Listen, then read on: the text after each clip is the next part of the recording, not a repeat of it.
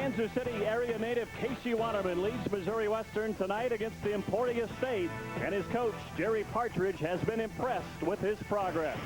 He's a talented kid. He's running the ball. We want him to run the ball more effectively. He won the MWSC Player of the Week, Washburn week, because he was over 200 yards total offense, and one was a 52-yard run. He's got to learn that he can run the ball sometimes on the cover and not throw it through the brick wall every time. With almost 4,000 yards in his career, the sophomore from Blue Springs plays more like a senior in directing the Griffins' lethal passing attack. The defense, led by middle linebacker Jarrett Curl, who leads the Griffins in tackles for the third straight year. Tonight, he'll have to slow down Jerry Kill and Emporia State's aerial attack. Wide receiver Lester McCoy leads the nation with 13 touchdown catches and has over 1,000 yards receiving. At 4-5, the Hornets' talented senior class will try to rally for their fourth consecutive winning season. Tonight from Emporia, it's the Griffins and the Hornets looking for the end zone on Metro Sports.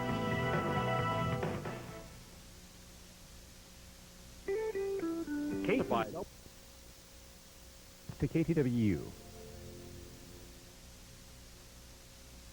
And welcome to Welch Stadium in Emporia, where two of the league's top passing teams get together tonight as Missouri Western is on the road to take on the Hornets of Emporia State. And hi again, everybody. I'm Ben Boyle. Great to have you with us tonight. This is going to be a hard-fought, physical game. Both of these teams still have an opportunity to finish with winning seasons. Let's bring in my partner now, J.C. Pearson. J.C., for Missouri Western, a great sophomore quarterback. That's right. Casey Waterman is the leader of this football team. He's been starting since the first game of his freshman year. He's a sophomore now, Ben, but he's playing like a senior and is among the leaders in total offense in the conference. And speaking of guys who have been putting up big numbers, Lester McCoy for Emporia State. Number 5, Lester McCoy. He is a guy to keep your eye on. He leads the nation in touchdown receptions, and in the last 5 weeks, he has been on a tear. 51 catches, 650 yards, and 5 touchdowns, and he's looking to add to those numbers tonight. All right, for more on tonight's game, let's check in now with Stan Weber. The way he's going to try to add to that record is have a quarterback throw him the football. The lefty, Joe Jacobs, is the quarterback for Emporia State. They put a lot of pressure on Joe Jacobs. He leads the team in rushing, and he also set an Emporia State record with 22 touchdown passes. He only has 10 interceptions. He's a guy that came from Saginaw Valley State, along with head coach Jerry Kill, and he understands how important this game is. Emporia State is only 4-5 on the season. They need to win their last 2 games to have a winning record. Why is that important? Because their head coach, Jerry Kill, has never been associated with a season that was not a winning season. Emporia State's players understand that, and they're ready to go tonight. All kinds of offense on display tonight in the MIAA Game of the Week. Sit back and enjoy it. The kickoff is next.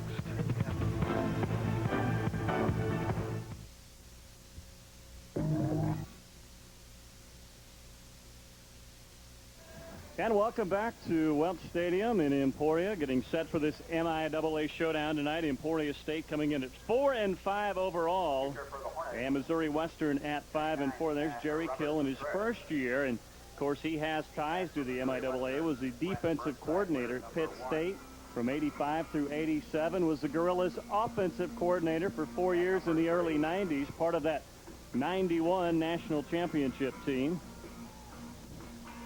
And he'll be opposed tonight by Jerry Partridge for Missouri Western.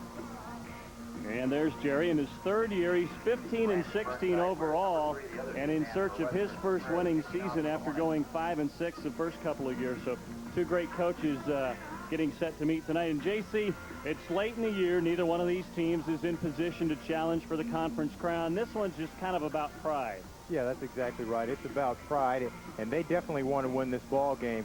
They want to come out and establish themselves early, and both teams are concerned about the other team's quarterbacks.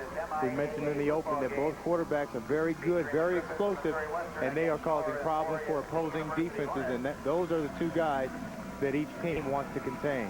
Missouri Western will receive Robert Contreras as it teed up, and he'll kick it away for Emporia State. Waiting deep is Brent Burnside, averaging 19 yards per return. And we're under. And this Brandon Burnside, his twin brother, who takes the return out to the 18-yard line. And there's Casey Waterman. Length in the open, the outstanding sophomore from Blue Springs, was the MIAA co-freshman of the year last year. And JC, there's been no sophomore jinx for this guy, and they want to throw the ball tonight. It's all going to be dependent upon how well Casey's throwing and how much he's in his groove. If he's getting... Waterman already with almost 4,000 career yards, and he's only a sophomore. They give it to Mike Conacher, the slashing junior tailback out of Anchorage, Alaska. He has 5 yards on first down. This Griffin offense, 4th in the MIAA in total offense. The best lineman is Philip Nelson, the center. He's a 4-year starter. And some talented players at the skill positions as well. Brandon Burnside is the league's 6th leading receiver. They like to get the ball out to him.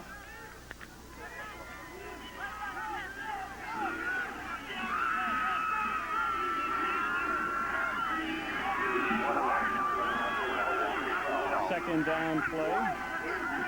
That's Ryan Reed getting the start at fullback, and they give it to Conacher once again. Short yardage up the middle. Conacher, we saw him have a terrific game last year against Emporia State with 132 yards. Here's a look at the defensive line. Max McCoy is a 4-year starter on that defensive front. The linebacking crew is led by Gerard Clemens. He's a 4-year starter.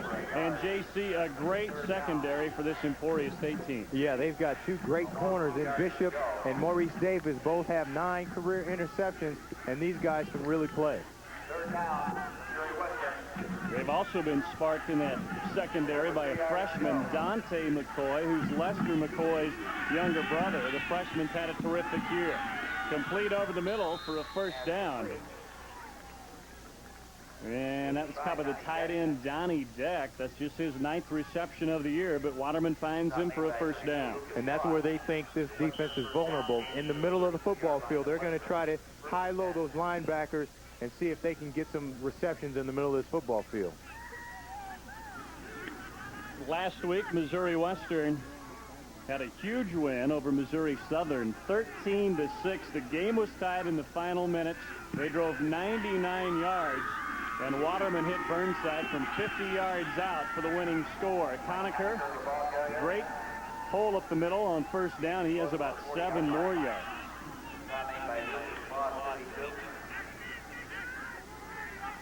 Doing a good job of running the ball between the tackles. You see coming right at you. Watch number 40, if we can see him right there on the right side of your screen. The fullback, Ryan Reed, does a good job of leading right up through the middle and getting a helmet on a linebacker. We'll give Conacher a gain of 8 on that last carry. So 2nd down and 2. The fullback, and this is Ryan Reed. Big hole out near midfield. He's getting the start tonight in place of Robert Dirks, who's been out with a variety of injuries. Only the 18th carry of the year for Reed, a sophomore out of Jeff City, Missouri, and he picks up 10 yards. Good, strong running. You'll see they're going to hand it right to the fullback on the dive, and you'll see he just does the rest right here. Just some good, strong running. He's a short guy, 5'11", 230 pounds, and he is powerful. You can see it takes a host of Emporia State defenders to bring him down.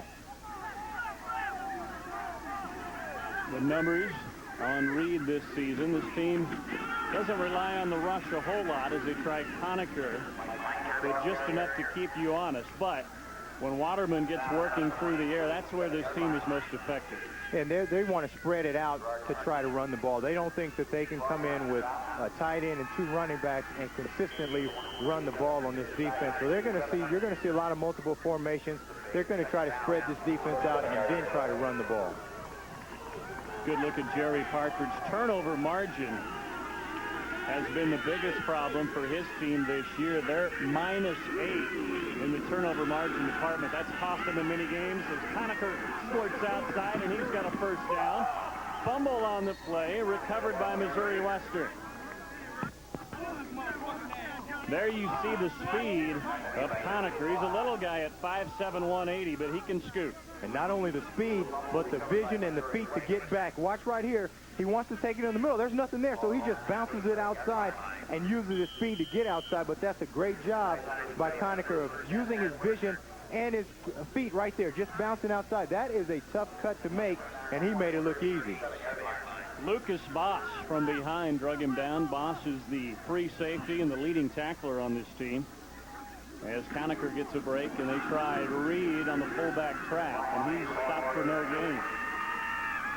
Defensively, Emporia State is really concerned about containing Casey Waterman, but they know that they've got to stop the run. The last couple weeks, they've had a lot of problems stopping the run, so they're going to mix it up a little bit. They're going to try to blitz. They're going to try to bring the blitz from the outside, bring it from the inside, try to mess up this blocking scheme and get some heat on the quarterback as well. And this has been a defense for ESU that has steadily improved. You go back to 96, they gave up almost 400 yards a game. This year, allowing just 309 yards a game total defense.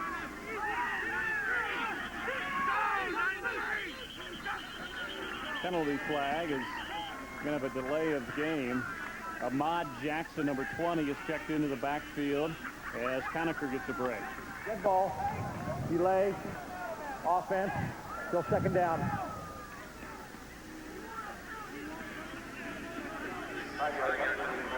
We mentioned the turnover problems for this team.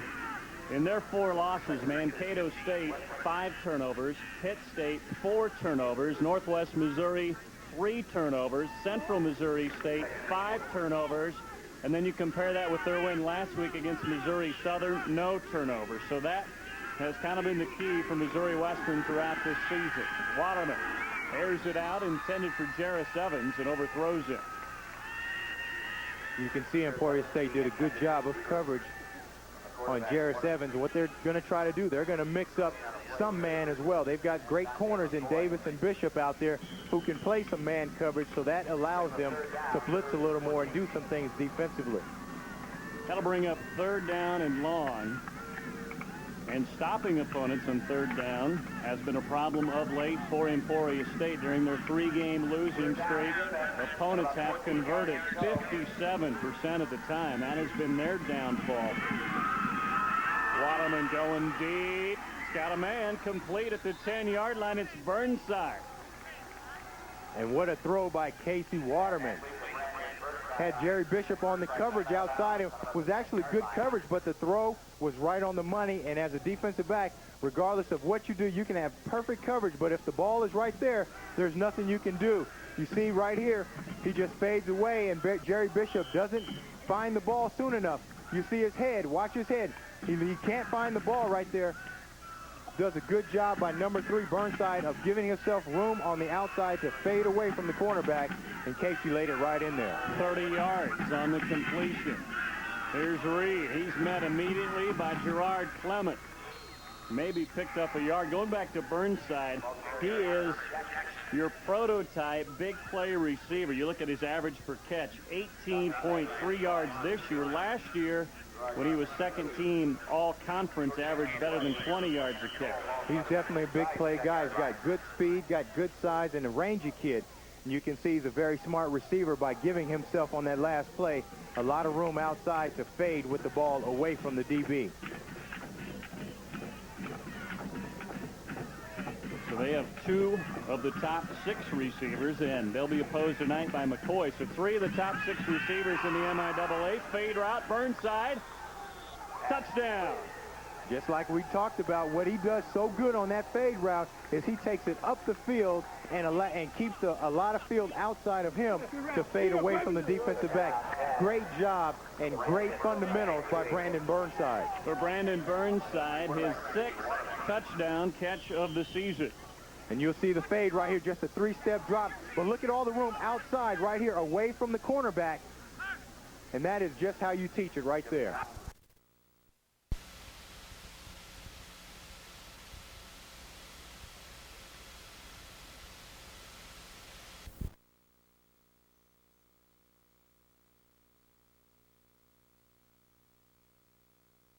Waterman in the offense got the better of him. Definitely got the better of him, and of both cornerbacks. We saw Jerry Bishop get beat on the long pass early in the series, and then Maurice Davis gets beat for the touchdown. So these guys aren't afraid of these corners. They're going to come out and challenge these guys, and when you've got receivers like Burnside, Evans, and a guy number 9, Cliff Branch, what can he be besides a receiver with a name like Cliff Branch? But their coaching staff thinks that as a whole, their receiving corps will line up against anyone and be productive. And the numbers on that opening drive, 12 plays, 82 yards. They ate up 6 minutes, 16 seconds. So a great start on the road for the Griffins, who come in at 5-4 and tied for third in the league at 4-3 as Partridge goes in search of his first winning season. Ryan Johnson, number 9, the return man for Emporia State. He's got it at the 17. Slips a couple of tacklers and fights his way out to the 27. Well, we talked a lot about Waterman, but this guy has even better numbers. Joe Jacobs is a transfer from Saginaw Valley. He came with Jerry Kill. That's where Jerry Kill coached the last 5 years, and he's really had an all-conference season. Leads the team in passing, rushing, and total offense, and he leads the MIAA in pass efficiency, is second in passing yards and total offense. So a team that relied so much on Brian Shea in the ground game last year has really kind of flip-flopped this year. It's been Jacobs through the air leading this offense. Clements was in motion, and they try the middle. Nowhere to go there. Rick Meckel, Dusty Aller are both there defensively. Here's a look at the starting offensive line, and Anthony Brightman at right guard has been an all-conference performer the last couple of seasons. This offensive line has only allowed 8 sacks this season. We've talked about McCoy. Jeb Clements, the flanker, has also had an outstanding year with 24 catches for 386 yards.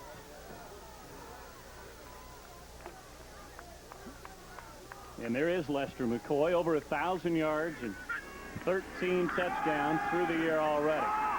And that's complete. Jeb Clements, the sophomore from right here in Emporia, his 25th catch of the year. This defense for Missouri Western ranked 6th overall in the MIAA. Josh Euler was one of the league's top freshmen a year ago. And he's a good one at defensive end. Jared Curls, a leading tackler at middle linebacker, leading the team in tackles for the 3rd straight year. A big story is Brent Burnside, the cornerback. He has been a receiver his whole career, switched to cornerback this year, and he's got 7 interceptions. We'll talk more about him as the evening progresses. On the option play, Fessa has nowhere to go. Well defensed by Dan Gray, the weak side linebacker. And very good defense by Missouri Western. And we take a look at Josh Euler, the guy from Blue Springs, and you see him just running parallel to the line of scrimmage, and that's what you want to do against an option, and that is a great job of a big man, Euler, 6'2", 245, running down the running back. And that's what it takes, and that's a good sign of good defensive linemen when those guys run parallel to the line of scrimmage and make plays.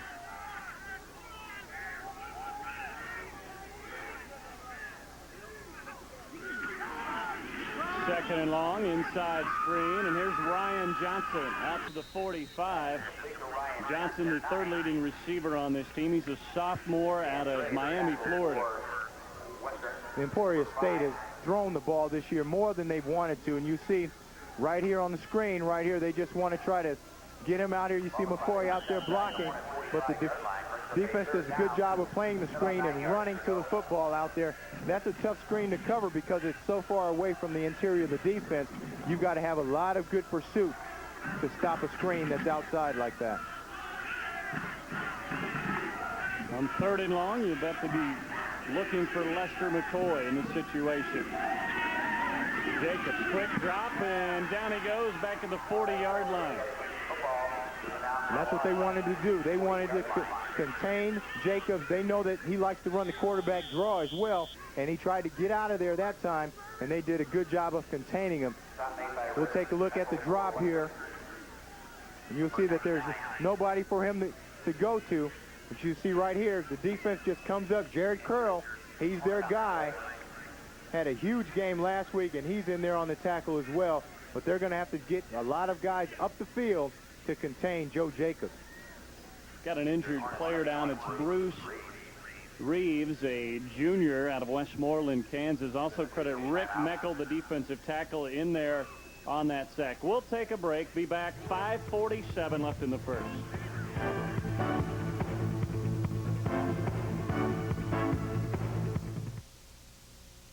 Welcome to the Emporia.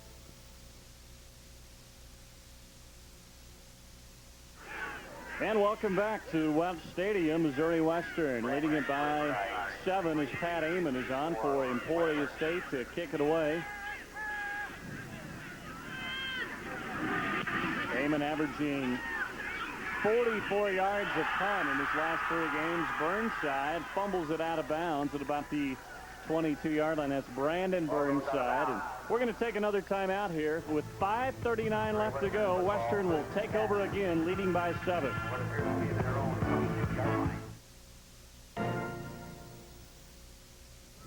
And welcome back. Ben Boyle, J.C. Pearson, Stan Weber with you. Missouri Western, which drove 82 yards for a touchdown on its opening possession, will take over this time from its own 22-yard line.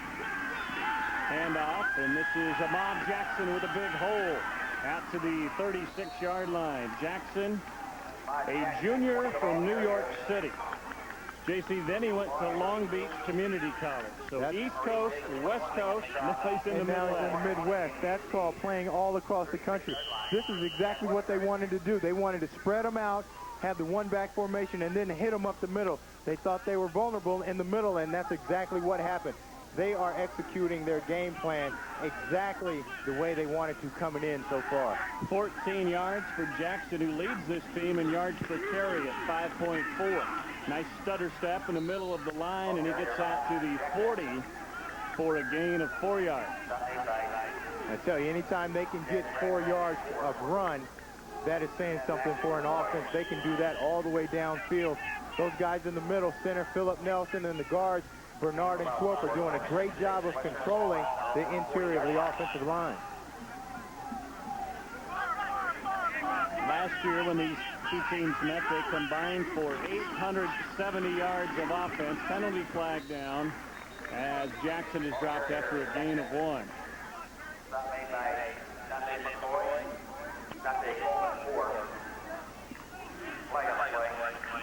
That game last year up in St. Joe, Emporia State won 42-34.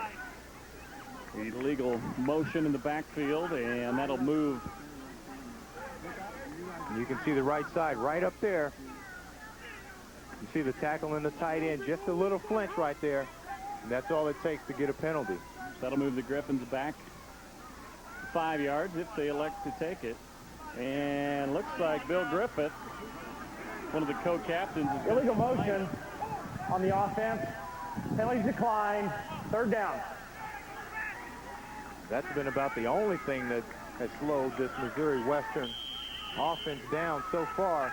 They've been able to do exactly what they wanted so far, coming out, running the ball in the middle, throwing the ball in the middle, and then having Burnside outside working deep on those corners. And it's really no surprise this has been an offense that has moved the ball on everybody. They look for the tight end, and Deck gets decked short of the first down by Lucas Voss, the free safety. That's a good job of Lucas Voss. They were in man coverage, and Lucas had the tight end all the way across the field. Comes up and makes the stop short of the first down. But it looks like they may be going for it here. Now the punt team rushes on, but keep in mind Waterman, the quarterback, is also the punter. Ryan Johnson, the deep safety in the situation for Emporia State, and they will kick it away. Ball takes a friendly roll for Emporia State and goes out of bounds at the 37-yard line. So ESU will take over with excellent field position. 3:34 left to go here in the first quarter.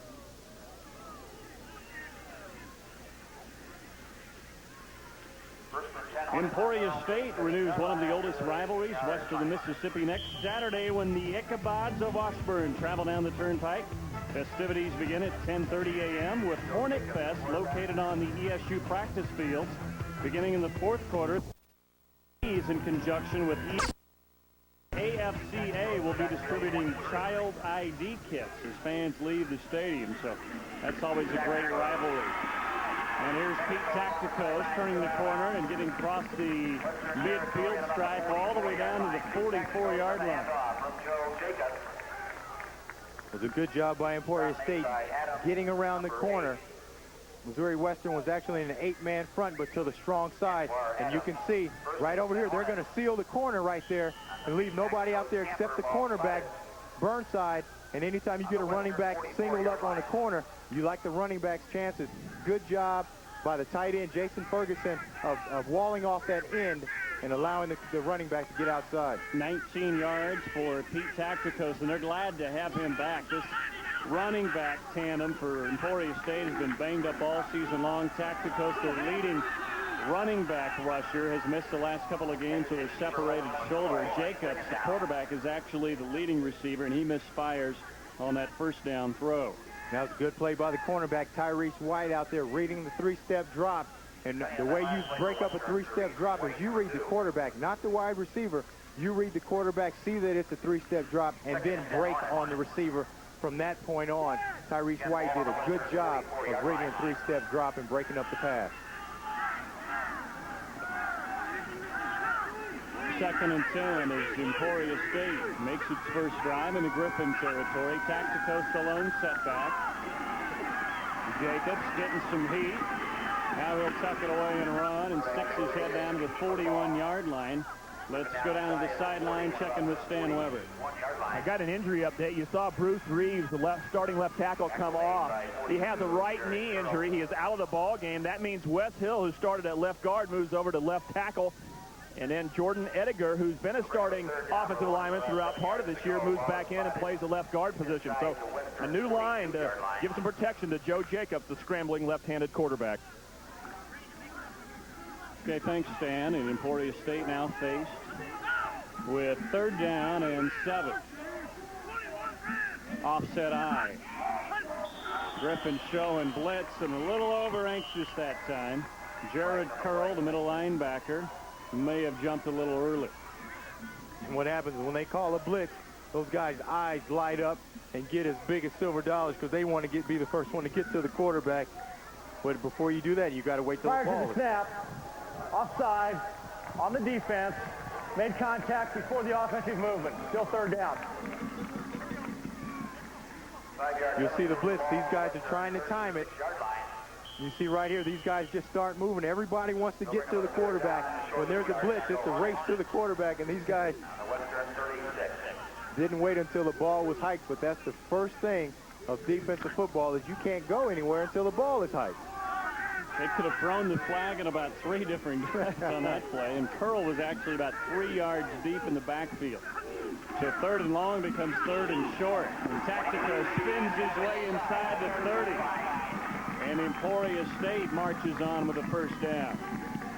Tacticos was the starting free safety last year. He moved to the offense with the graduation of Brian Shea. And they just talked about Wes Hill. You see big number 77 just blocking down. There's nobody there, so he just turns up, and Tacticos stays right behind him. You'll see big number 77. And look at that hole right there. And there's 77 just looking for somebody to hit. But, hey, Tacticos is telling him, get out of the way, man. Keep running and block somebody downfield.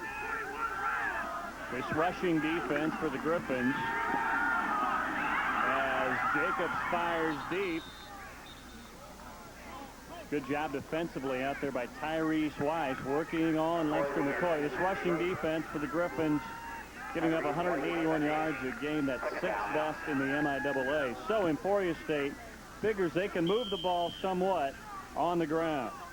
And they're just in zone coverage. You see White up there about 10 yards off the receiver, and he's just playing the ball right here. And actually, if anything, it could have been offensive interference, except that McCoy's also looking for the ball. But they've got to read when these guys are in zone coverage and versus man-to-man. When they're in zone, they've got to hook it up and run routes underneath those guys. 2nd and 10 off play action. Jacobs going to the end zone again for McCoy and broken up. Both McCoy and Johnson, both receivers, in the same area there. And that's not supposed to happen. And if one of those guys is not there, the other guy probably ends up catching the ball. Jacobs gets a lot of pressure on him, which is what Missouri Western wants to do, and he just runs around and just throws the ball up, and you see he takes a hit after he throws, but actually this ball could be caught. You see they've got two guys right there in the same exact spot, and if one of those guys is not there, the other guy probably comes down with the catch. There was definitely a miscommunication on that play, and you never want to see two receivers in the exact same spot, Ben. Lester McCoy has been shut out thus far. Draw play, big hole, Tacticos, first down. All the way to the 15. They've really missed this guy, Tacticos, and they're glad to have him back. He had a separated shoulder a little earlier in the year, and you can see why they are so happy to have him. They just run the sprint draw, and Pete does a good job of just hitting it up in there and getting all he can get. Take a look right here on the sprint draw, and Tacticos just hits it right up in there, and you see right there he just runs between tacklers, runs over tacklers, and continues to churn forward. Good-looking running back, and they are very glad that he's getting healthy. He just ran right over Anwar Adams, a free safety, on his way to a 13-yard gain. He gets the call again, but nowhere to go this time as Jared Curl, number 42, was there. On the drive, though, Tacticos has 41 yards rushing.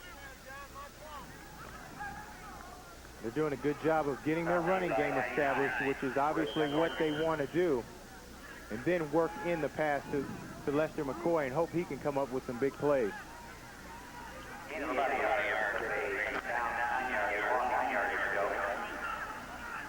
There's McCoy split out to the near side, working against Brent Burnside. Jacobs going to go to the other side to Clements. He's got it. Touchdown, Jeff Clements. The sophomore out of Emporia, his 5th touchdown receiving on the year. There again, we see that fade route, and he does a good job of making a play on the ball. 14-yard touchdown for number 14.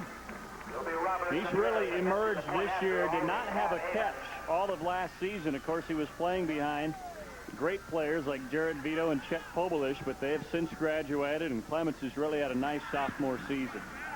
Robert Contreras on to add an extra point. See if he can tie it up, and he does. 21 seconds remaining in the first, and we're tied at 7. Here's another look. You can see Clements does a good. We'll take a look when we come back, I guess, but here he is right here, does a good job of using his hands.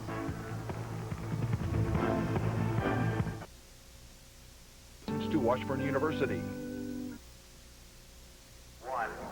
We take a look at the touchdown again, and you see this route a lot in the red zone, this fade route, because what happens, the cornerback is always running with his back turned right there, and Clement does a good job of going up with his hands and catching the football. You see it's just a 3-step drop, and Jacobs just throws it out there, and the defensive back does not have his hand around, and Clement does a good job of catching the ball with his hand. Good driving kick from Robert Contreras. And Missouri Western will start this drive from its own 20-yard line. JC, an impressive drive. They marched 63 yards in 9 plays. Yeah, very impressive drive.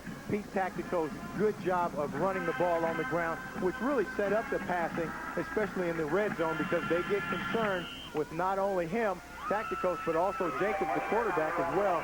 Then they come back with the 3-step fade for a touchdown.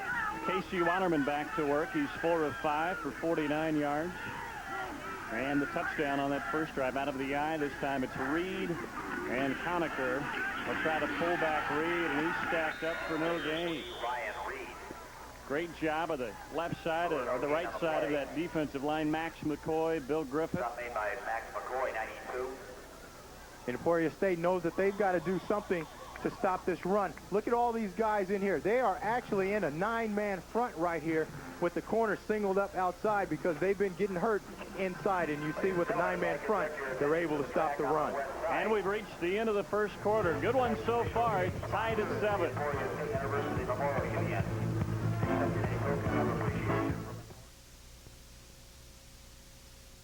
Missouri Western 7, Emporia State 7 as we start the second quarter. Waterman had it tipped at the line of scrimmage, incomplete.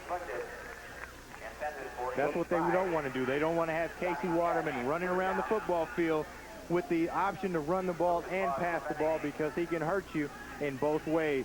They want to get a lot of pressure on him, but they want to keep him in the pocket, and they think if they can do that, they can be successful. There's the numbers on Waterman thus far, racking up all of those 49 yards in that first scoring drive, and they went 82 yards. They were 3 and out on their second possession, and now faced with 3rd and 10 from the shotgun, flanked by Waterman. And here's Conacher, gets the delayed handoff, and he's going to be 3 yards short of the first down. So another 3 and out, and this Emporia State defense coming to life. Yeah, they sure are. And Missouri Western that time again tried to spread everybody out and then hit them with the draw up the middle where they feel that Emporia is vulnerable. The defense for Emporia State is stepping up big time, and after that first drive, they've really settled in and starting to play good football.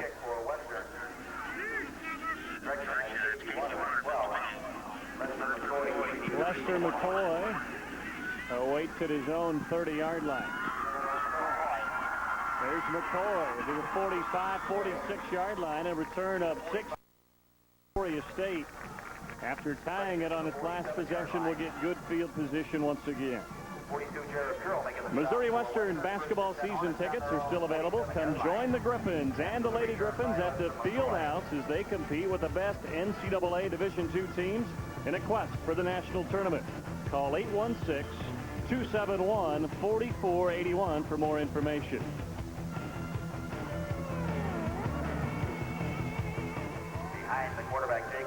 Joe Jacobs back at the helm. He's 3 of 6 for 32 yards thus far in the ball game. Split backfield this time as Jacobs rolls, now throws, and it picks off. And for Burnside, that's his 8th interception of the season, and that ties the school record. And I tell you, I watched Burnside in warm-ups. This guy has got excellent feet. Great technique for a cornerback, and I was really impressed by him in the pregame warm-up. And you see right here, Jacobs just overthrows McCoy, and Burnside just playing the ball back there, falls off the deep receiver and comes back and makes the interception. But as I said, this guy right here has got great technique, great feet, and his brother, his twin brother, the receiver. So can you imagine those battles in the offseason? Exactly. 8th interception of the season. That from a guy who was a wide receiver the first 3 years of his career. Conacher tries to bounce outside, and he's dragged down for no gain.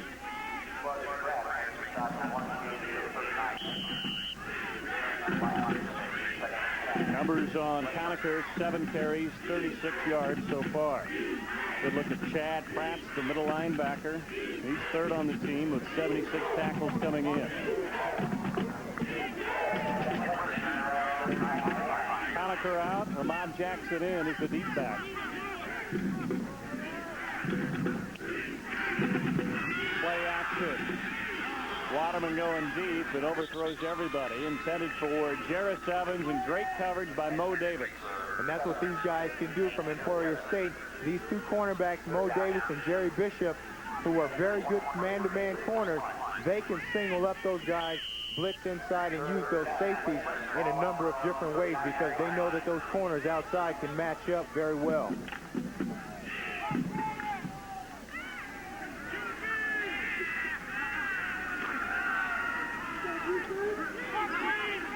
Third down and 10 now for Missouri Western.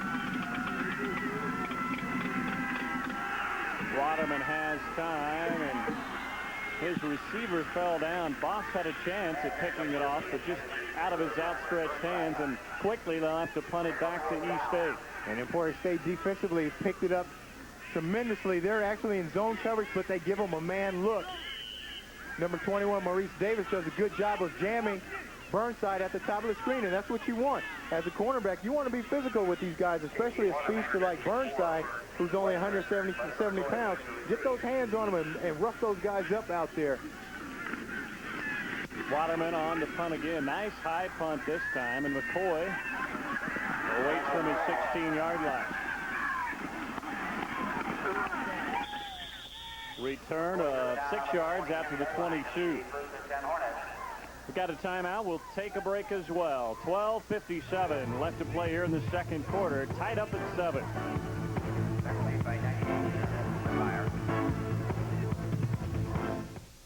Watch number 7, Jerry Evans. This is why he plays wide receiver and not defensive back. Right there.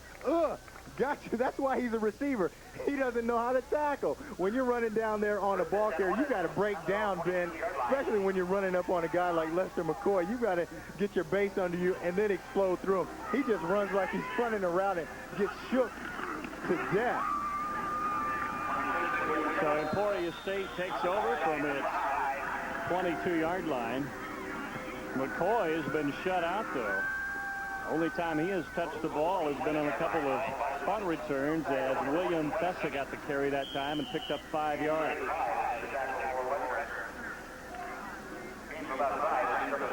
We'll see if Emporia State can, again, get their offense on track with Pete Tacticos running the ball and their other running backs. They really want to come in and run the football.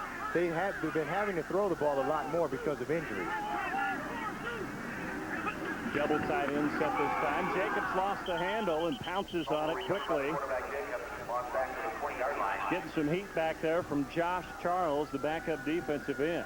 But as we said, these guys have thrown the ball much more than they've wanted to. As we take a look at the play again, this is just a muff right here. They were actually going to try to run it up the middle, and Jacobs doesn't do a good job of getting the ball firmly from the center and has to fall on it. But as we said, they've been throwing the ball a lot more than they've been accustomed to. But when you've got a guy out there like number 5, Lester McCoy, it's not necessarily a bad thing. Yeah, you got to play to your strengths. And last year it was Brian Shea, the Harlan Hill Award winner. This year it's Lester McCoy, who's a finalist for that award. Ryan Johnson on the reverse. Has room off the left side, looking for the first down marker, and I think he's got it. That's a good play, and I tell you what, that is a great burst that Ryan Johnson showed to get around the corner. Let's take a look at, it's just the reverse right here. They fake it up the middle and just pitch it to Johnson, but watch this burst right there. He just burst. Look at poor number 44, Wes Smith, trying to keep up with him. Ryan Johnson does a good job of bursting, just getting around the corner. And actually, Wes Smith, that's his responsibility. He's got to make sure that that play doesn't work. He gets sucked inside, and Johnson beats him around the corner.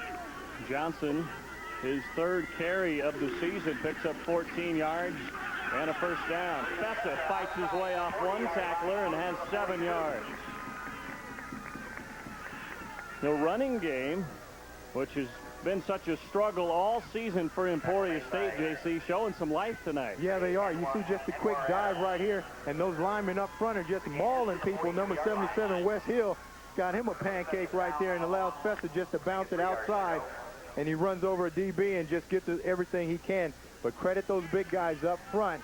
Wes Hill, Corsair, and Brightman, those guys in the middle are really getting the job done. This team averages just 138 yards on the ground per game. That's 7th in the MIAA. This time, Jacobs, little pump and go, looking for McCoy, and he just ran that one down and took it away from Tyrese White. And that's what McCoy does.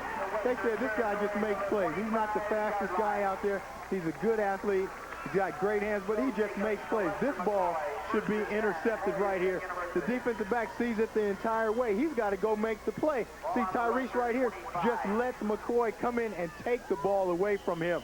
That is a good job of being aggressive by McCoy. That's what you want to see. When the ball's in the air, hey, it's anybody's ball, and McCoy wanted it much more that time than White did. And that's what he did in the month of October. In those last 5 games, 649 yards and 5 touchdowns. His first catch of the night goes for 32 yards. Tacticos, left side, has 3, maybe 4 yards of penalty flag flies in. And this may be coming back. Wow, what a catch by McCoy. 1,040 yards coming into tonight. Been over 100 yards in 4 of his last 5 games. Had 200 yards against Pittsburgh State. And the holding violation will back him up as Emporia State and Jerry Kill trying to take the lead here. Just inside 10 minutes left to go in the second quarter. Holding. Offense. 10 yards from the spot of the foul. Repeat first down. And talking about McCoy, I talked with Coach Kill prior to the ball game, and he said, hey, this guy is a playmaker, and we try to give him the ball any way we can, whether we throw it to him or hand it to him or whatever, but this guy's got to have the football, and that's one of the reasons why, because he just makes plays. Yeah, it was just announced today that he was one of 23 finalists for the Harlan Hill Trophy, which is the Heisman Trophy of this level, and he's the only player in the MIAA. I guess that pretty much automatically makes him the player of the year in the MIAA. Here comes Jacobs on the option with Clements trailing.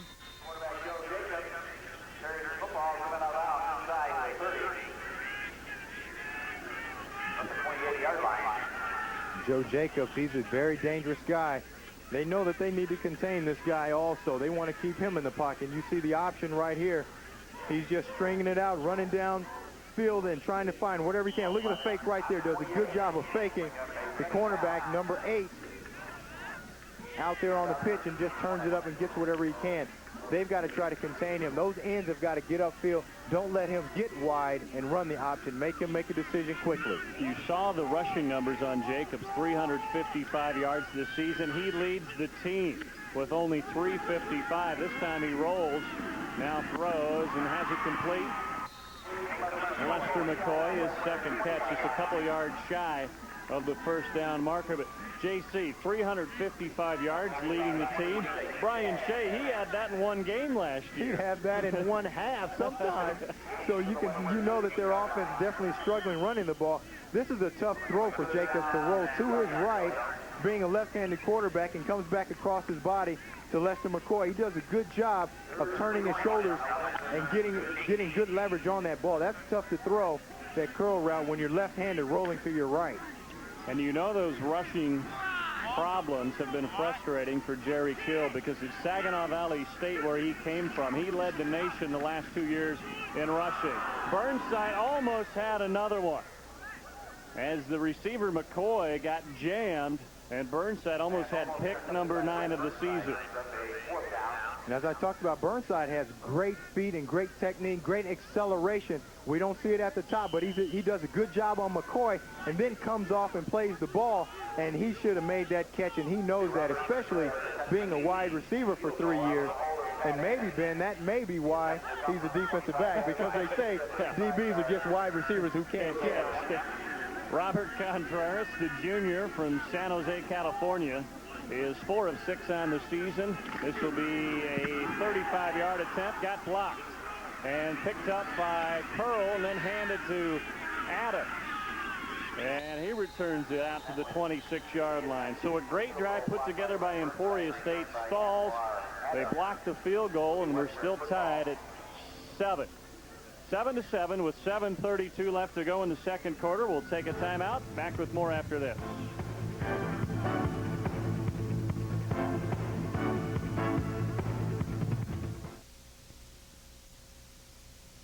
And we're back, tied at 7:32 left to go, and little redemption here. He didn't get the interception. Yeah, watch Burnside up here at the top of the screen. Once he clears the wing, watch him come flat and then lay out to the block point right there. And that is great technique by Burnside. He misses the interception, but he comes back and he stops the drive by blocking the field goal. Waterman's got the twin brother, Brandon Burnside, open for a moment, but Bishop closed and was able to break it up. Good look at Brent Burnside. That's his second block kick. So to go along with the 8 interceptions this year, he's had a very productive year. And he almost had number 9 on that last drive and didn't come up with the interception, so he comes back the next play and blocks the field goal. And, I mean, he just did a great job of using fundamentals and technique to lay out to that block point. It's very tough to block a field goal. Trips to the left, out of the shotgun. Conacher, delayed handoff, picking his way through the middle, out to the 31-yard line. It's been a while since Missouri Western has picked up a first down. They had a great opening drive, but they've been shut down by this Hornet defense ever since. That's exactly right, Ben. These guys came out, and it looked like it was going to be an easy night for them. They worked their playbook to a T that first drive, and now they're starting to stall a little bit. They're still trying to spread them out and run those draws in the middle, and right now they're not having a lot of success. They'll try the same formation again. Waterman got some heat. He eludes it. Now trying to turn the corner, but Mo Davis is there. Ball's loose and out of bounds. Great job defensively by all 11 players that time. Nobody was open downfield. And they actually brought a lot of heat to try to get to Waterman, and he got out of there somehow and got outside, but Maurice Davis was there. And look at these guys coming from the inside. You'll see right here, some guys are untouched right here, and Waterman does a good job of getting out of there. Looks like he was going to get away, but Maurice Davis comes up from the cornerback spot, does a good job of tackling him short of the first down. So another 3 and out. Waterman will drop back to punt it away, and Lester McCoy awaits at his own 33. And a timeout taken by Missouri Western. So before the punt, we'll take a timeout as well. Jerry Partridge unhappy there. They didn't have 11 men on the field. Timeout, 6:41 left in the half. And welcome back. Ben Boyle, J.C. Pearson, Stan Weber with you. Waterman will punt it away from his 20-yard line. And McCoy from his 25. Good return back to the 35-yard line. 10-yard return, and we'll send it down to Stan Weber. I'm down here with Melissa Jones, and tonight's a special night at Emporia State. They actually are going to have a fan of the game, and the person's going to win $500 worth of prizes. Now, you are one of the selection committee, one of 3 people. Tell us what you're looking for. Well, we're looking for the most creative, the most enthusiastic, the most school-spirited, and just the craziest student out there.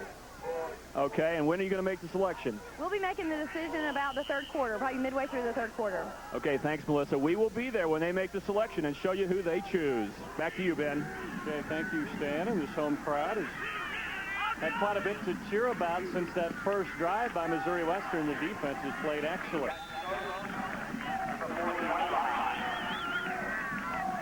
As Tacticos, who's back in for Emporia State, he picks up 6 yards on first down. JC, you could probably find a spot to park that $500 for the winner of the fan of the game. Yeah, I'm hoping Stan gets wild and crazy down there and does something to win it for us, because we can all split it. But That's right. So, Stan, if you can hear us, you need to do something a little wild and crazy down there and try to win some money for us.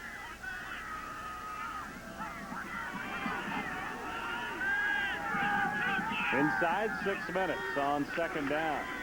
They run the quick handoff to Pete Tacticos. Picks up a couple yards, so it'll be third down and call it 3. Offensive line is really doing a good job right now coming off the football and opening holes for Pete Tacticos. These guys are really starting to control the line of scrimmage. That first drive of theirs to open the game, not real solid, but since then they've really settled in both offensively and defensively, and this offensive unit is really starting to come together and put some drives together. Tacticos now with 50 yards in the ball game on 7 carries, an excellent average. On third down, he gets the call again, has a first down as he dives out to the 46. He's been impressive for a team that really has not run the ball at all this season. Yeah, but they catch these guys a little off balance. You see these guys hopping around and moving around, trying to get lined up, and they run right where they're adjusting at right there. And that's just a little confusion right there. They're using different techniques and different shades, and that time, obviously, they weren't on the same page. And whenever that happens, it seems like the offense runs right where they're confused, and that was a classic example right there. McCoy, Johnson split out to the left. Off play action. Jacob buys himself some time looking for McCoy and overthrows it. You know what, this Jacobs kid is a slippery guy. You see, Josh Euler had him right in the sights. Big guy, Josh Euler, 6'2", 245. He probably thought he was just going to come in and crush Jacobs. Jacobs just gives him a little side step and gets around him and gets outside where he's really dangerous. You can see there's Euler, and you can see right here, Oilers going to be coming from the top of your screen up here. You can see right here, he beats the tight end. He just has a straight shot on Jacobs. Jacobs just steps up and gets outside where they don't want him, because you can see he almost hit Lester McCoy downfield on the run. 2nd and 10. Attack the coast, draw play, big hole, first down.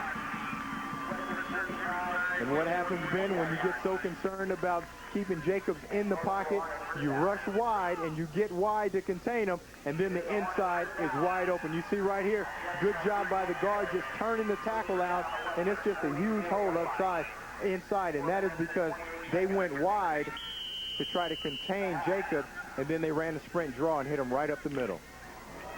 I had mentioned earlier in the game that this offensive line has only allowed 8 sacks all season. Well, as you watch Jacobs play, that's probably more to his credit than it is to the offensive line. Right. He can move around in that pocket. And here he is on the option. Great fake up the middle, and he takes it around the end all the way to the 26. And you talk about a great fake. That was a great fake by Jacobs. Everyone probably in the whole stadium thought the fullback had the ball. You'll see right here, he just puts it and rides it in the stomach, and everyone thinks the fullback has it, and no one has the quarterback.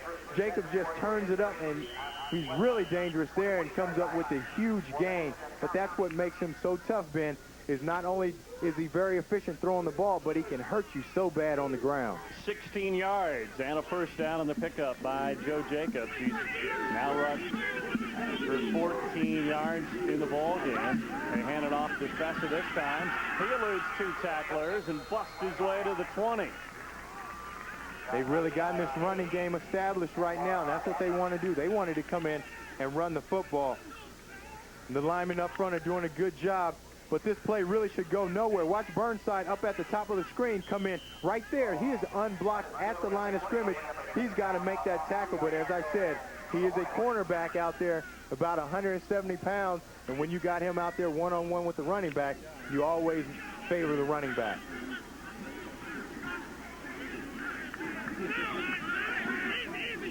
Burnside matched up against Johnson. Clements is also checked in. He's the slot man.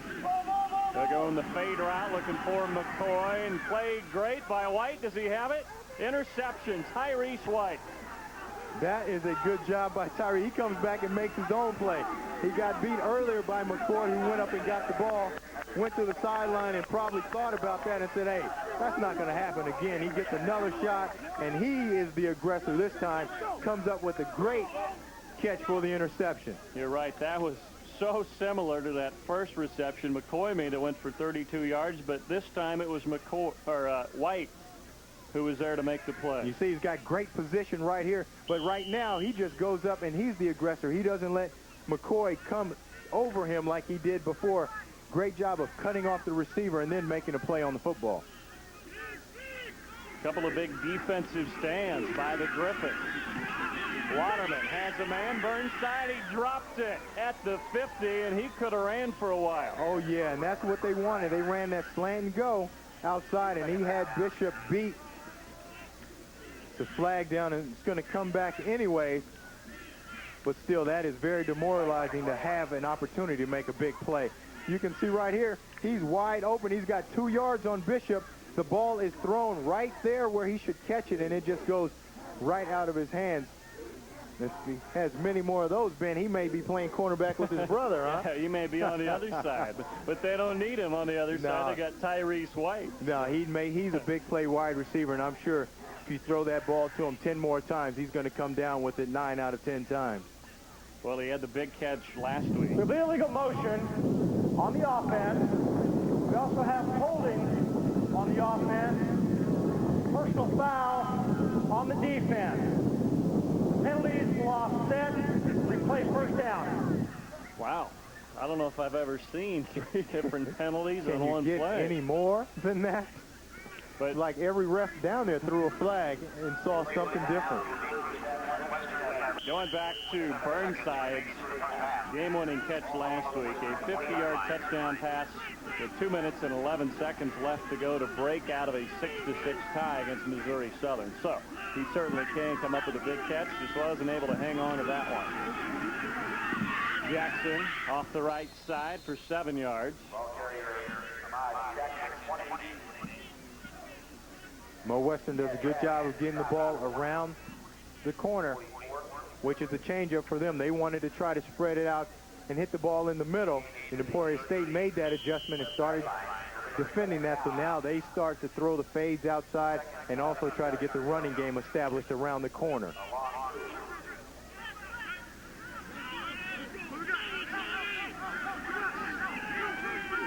Second and short. Waterman has a man complete for a first down. It's Brandon Burnside. And he shoved out of bounds at the 39.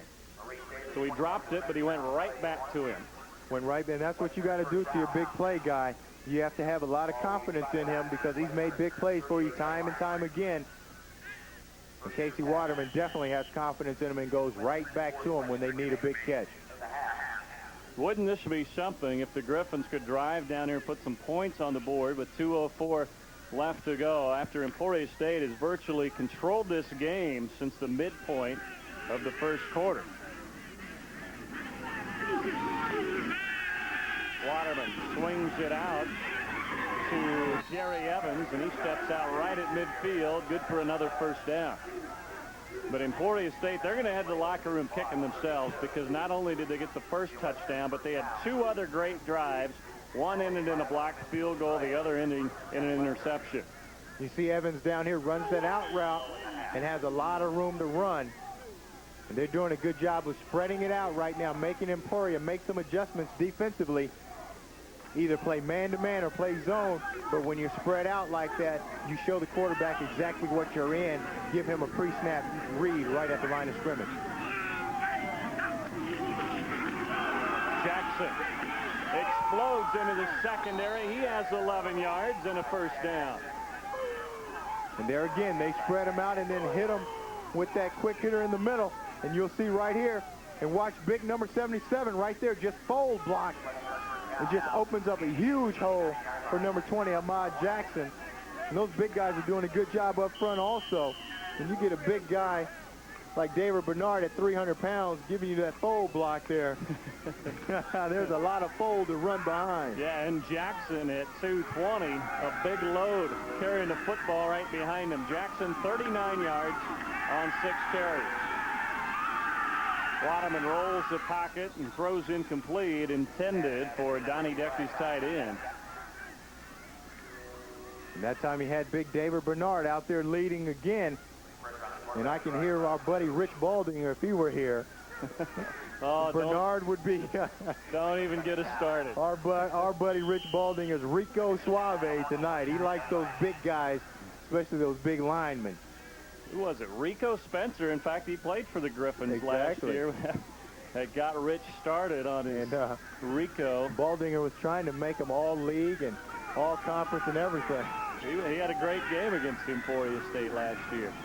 Mike Conacher ran all night behind him. Waterman going deep, has a man. Evans, touchdown.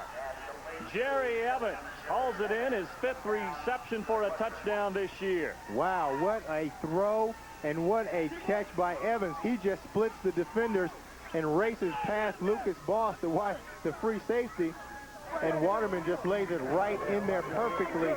And that is a big play, Ben, right before halftime, especially, in fact, in the light that they haven't really gotten anything going since that first drive. Yeah, that one is going to sting for the Hornets. 39 yards, Waterman to Jerry Evans. As Kevin Toms will try the PAT, and he blows it. So 13-7 our score, 1:24 left to go as Missouri Western. After getting the interception from Tyrese White, they drive 80 yards in 6 plays. I mean, what an impressive drive. And watch this guy, Waterman. He does a good job. He's only a sophomore, but look at him sit in the pocket. He's just buying time, and looks off and just lays it out there perfectly for Evans, who had just split the cornerback. Maurice Davidson ran right by the free safety, Lucas Boss. You see, he's 2 yards behind everybody. And at the end of the half, or at any point, really, you can't have that as a defensive back. You've got to stay as deep as the deepest. And you see Waterman right here. He is happy. and Evans is definitely happy because he's got him a touchdown. Waterman has now thrown 19 touchdowns in this his sophomore season. Correction, 18 touchdowns. 18 this season, 17 last season, so already 35 touchdowns, and he's only a sophomore. And that was a big momentum booster going into halftime. You start to stall out, you come out, you have a great opening drive, and then after that, you really kind of stall and don't have anything going. Then you come out on the last series and put a very impressive drive together to get on the scoreboard. That is going to be a big confidence builder and a momentum boost for Missouri Western going in at halftime.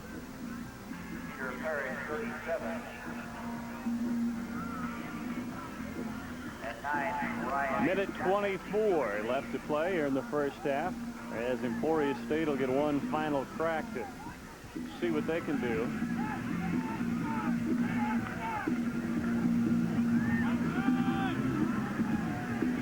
Johnson is the deep man.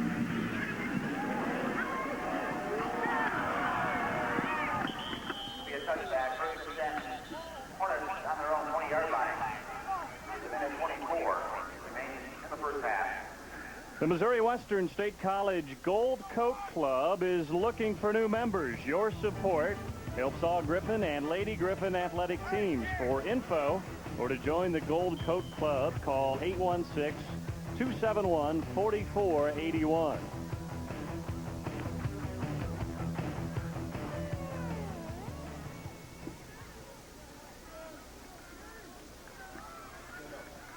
Joe Jacobs and Emporia State start this drive from their own 20 out of the I.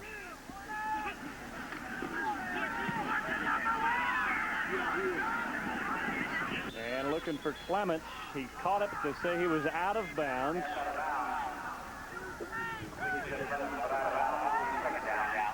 Emporia State's got some big players, big play players on offense as well. They still have a minute and 18 to go in this half, and they can conceivably go down and make a big play. Obviously, we saw Lester McCoy come up with the big play, as well as number 14, Jed Clements, come up with the big touchdown catch. So they've got some guys outside, as well as Ryan Johnson, who can run and can make some big plays, and they're going to stay aggressive here and try to get that score back on their side.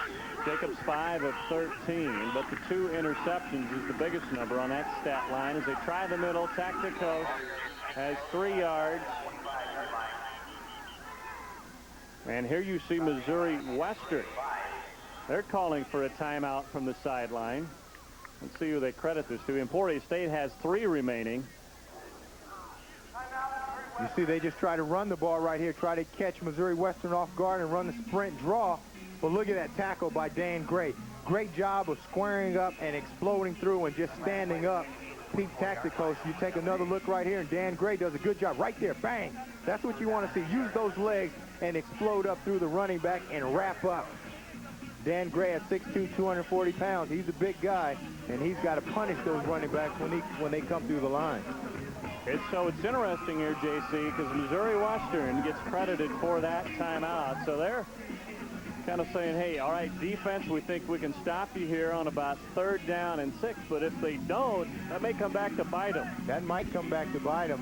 What they're hoping for is a stop right here and then a punt and then getting the ball back in pretty good field position, you know, with 40, 50 seconds left to go. And we saw it doesn't take those guys long to get in the end zone. So a little strategy going on right here, and we'll see if it pays off or not. Emporia State still with 3 timeouts remaining. So we take a look at the updated conference standings, and another great year for Northwest Missouri State. Last year they won the national championship, and they are back in the hunt again this year. Yeah, very good looking ball club. 7-0, you know, coming defending national champions, and we've got a pretty good shot of repeating again. Mel Churchman doing another great job up there, and also Pitt State, as always, challenging for the conference title. On 3rd down, Jacobs looking downfield, has a man, 1st down. Out to the 40-yard line is Lester McCoy, and they pick up a 1st down, and we've got a minute left to go, 16 yards on the reception. This is just called a zone buster. They know they're going to see zone defenses, so they roll out They run McCoy on the curl and Johnson on the corner. The cornerback has to honor the corner. Swing it out complete this time to Ryan Johnson. And Emporia State will use their first timeout. They stop the clock with 48 seconds left. And that play is designed to get out of bounds to stop the clock. The ball is thrown low. Johnson has to fall down to make the catch, and it keeps the clock running. In a 2-minute drill, if you know that you're going to get caught inbounds, you might want to let that ball go. You're only going to get a 2-yard gain. Don't catch the ball, stop the clock. Don't use a timeout and line up and play again. He makes the catch, though. They get a 2-yard gain, but they're forced to use a timeout.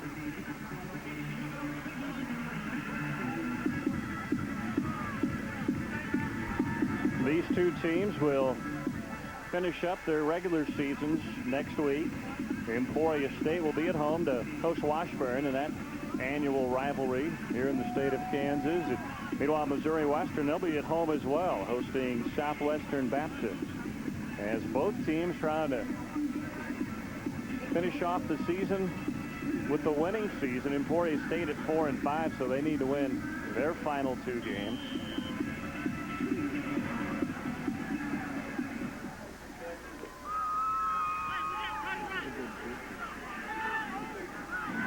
.48 seconds left.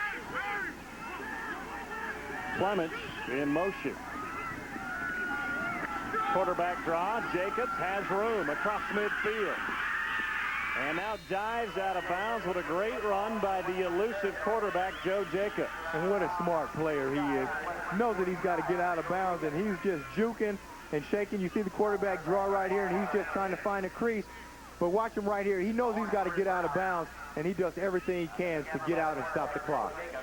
14 yards on that run by Jacobs.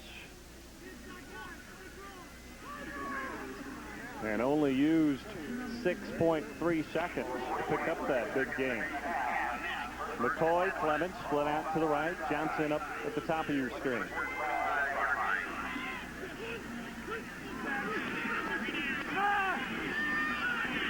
He's going to run again. And tripped up. Great tackle, Jared Pearl, the senior from Plattsburgh, Missouri. Drug him down, and that one may have gone for 10 or 15 yards. Oh, yeah. Quick timeout by Emporia State. This is a big play by Jared Curl. He's out here in one-on-one coverage with Jacobs right here. And you see right here, he just forces him to turn inside and comes up with the ankle tackle right here. But what he does, he makes him come inside right there. He doesn't want Jacobs to continue to go outside and get out of bounds, so he overplays him outside, makes him turn inside, and comes up with the shoestring tackle. Pearl has battled some injuries throughout his senior season, but continues to lead this defense. Now, this is the 3rd straight year he's led the defense in tackles at 100 coming into tonight. He's the reigning defensive player of the week in the MIAA at 15 tackles. Forced a fumble and also had a big goal line stop on 4th down in the final minutes of that win against Missouri Southern last week.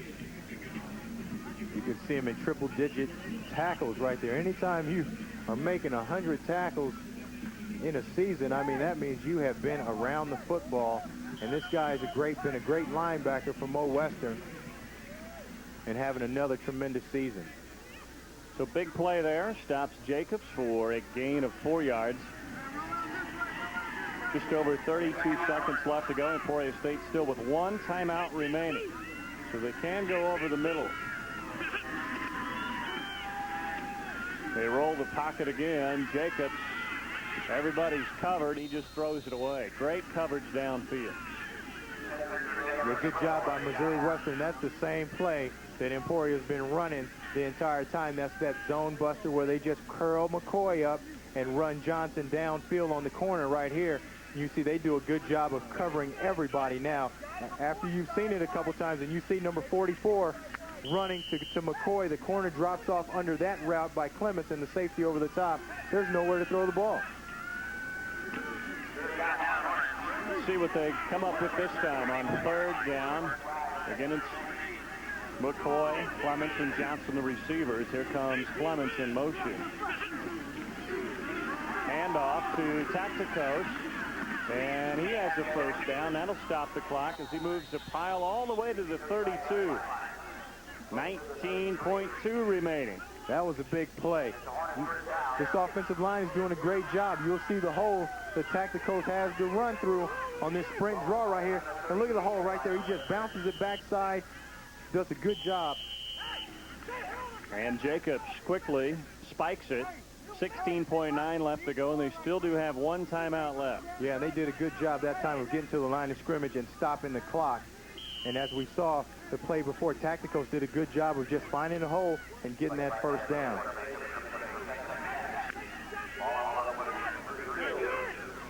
Well, it's nice to have a player like Lester McCoy, a guy who Jerry Kill told you before the ball game is just a guy who makes plays. In this situation, you can almost just throw it up for grabs and see if he can go get it. Yeah, you've got it. They've got a couple chances to do this. There's McCoy. He's got it. And out of bounds at the 25-yard line. 9.4 left to go. And gets out of bounds. And everyone in the stadium probably knew he was going to get the ball, Ben. We knew, and you can see him curling up right there. They've been running this play all night, and he just curls up against this zone defense and allows Jacobs to find him. You see they're just rolling, buying time to let McCoy uncover. They've been running that play all night. Does a good job of getting them into field goal range now. 9.4. Do you have time for a shot at the end zone? You do have time for a shot. You still have a timeout left, so you can actually throw the ball in the middle of the field, but they take their timeout right here. So Jerry Kill wants to talk things over, see what they'll set up from the 25-yard line. 9.4 left to go. There's Robert Contreras. His long of the season is 42 yards, and with the ball spotted at the 25, that would be a 42-yard field goal. Either go for the end zone or maybe a quick out here just to try and get them into field goal range. And with a guy like Lester McCoy, I mean, you've got to almost take a shot. You know, even though you got 9.4 seconds, this guy can make plays for you. Not only is he fast enough and aggressive enough to run a fade for a touchdown, but you can throw it to this guy short, and he can break some tackles and get that yak, what we call yardage after the catch, and possibly get into the end zone. So he's a guy that can make plays for you in a lot of different ways. And there's your look at the all-time single-season leaders in MIAA history, and there's McCoy at number 9. Those are updated numbers. And you see the guy at the top, Rod Smith, who played at Missouri Southern. Not a bad guy. Yeah, stand out with the Denver Broncos. He's got a couple rings. A couple Super Bowl rings and a Pro Bowl under his belt and doing very well. From the Dorns, they're looking on here. And we'll see what they do with 9.4 left. Looking for McCoy. And it's broken up. Burnside was there. Almost had a pick. And they double covered McCoy. Very smart defense by Mo Western. They put 2 guys on McCoy because they knew that the ball was going to him also. Burnside does a good job of coming back and making a play on the football because it looked like for a minute there McCoy was going to use his body and come up with a big play. They'll spot it down at the 32, and Contreras, this would equal his season long. He's already had one block.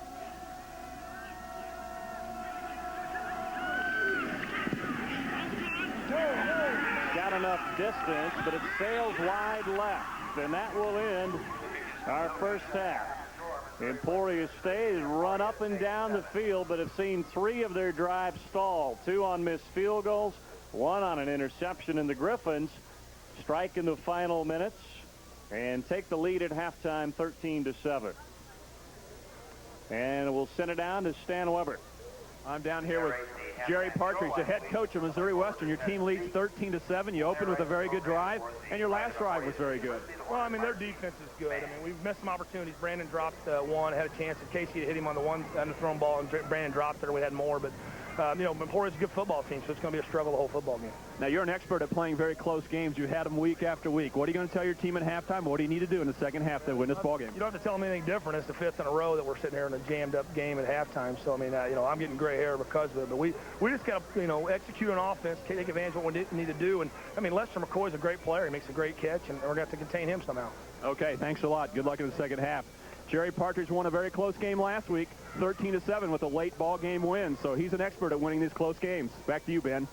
All right, thanks, Stan. Halftime from Welch Stadium. Missouri Western on the road leads it 13-7.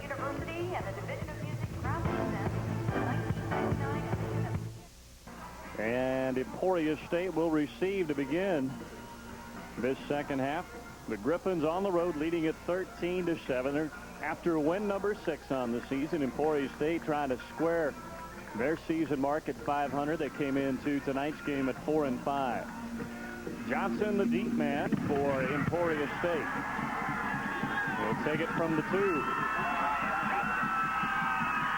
He's buried right at the 18-yard line. Well, JC, we came into this game expecting a lot of passing, but really what we saw in the first half, as you take a look at some of these numbers, was both teams rushed the ball pretty well. Yeah, both teams really did a good job running the ball, and you can see Emporia State really did a good job with 140 yards in that first half on the ground. Pete Tactico's doing most of that damage with 77 yards. The big problem was turnovers, and you can see they had 2 turnovers that stalled 2 big drives for them, and that's what they've got to correct here in the second half. Joe Jacobs, the quarterback, was 8 of 18, 102 yards and a touchdown, but he did have those 2 turnovers JC mentions. They keep it on the ground to William Fessa for this first play of the third quarter. It's always interesting to see what kind of adjustments these teams make at halftime. And going into halftime, both offensive teams had pretty good drives. Emporia State missing the field goal there, but Missouri Western got in the end zone. So we'll see if they continue to do what they did in that last drive.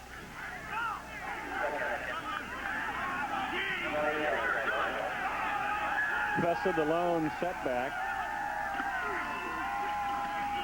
He gets the call and ahead to the 20-yard line. They'll have 3rd down and 4.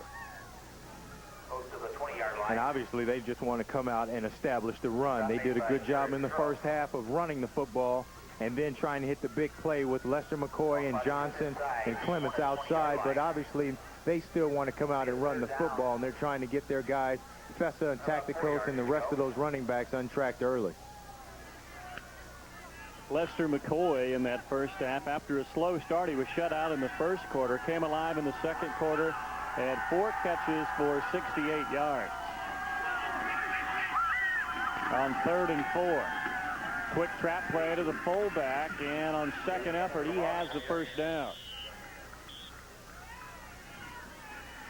Just a great job up front, too. We said they wanted to run the football. Take a look at these guys up front right here.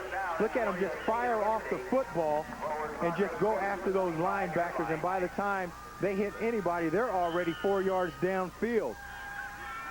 Dusty Aller, the defensive end, has got to collapse down with them. Nobody touched him, and he thought something fishy was up, so he didn't collapse down. And you can see right there, he knows that he should have came down. He's saying, hey, that's my fault. I should have came down and made that play, but he didn't and gave Emporia State a first down. And a great job by Fessa just driving through Jared Curl, the linebacker, to pick up that first down. Jacobs going deep, looking for McCoy, and broken up by Brent Burnside. Was there with him step for step. And they try to come back with the play action and hit him downfield. And it's a good job of coverage by Burnside on McCoy, the top receiver. And as I said earlier, you see right here, this is the matchup, Burnside and McCoy. Burnside's a former receiver as well, so he can run to the reception point. You see, it looks like he's beaten right there, and he does a good job of closing on the football and making a play right there.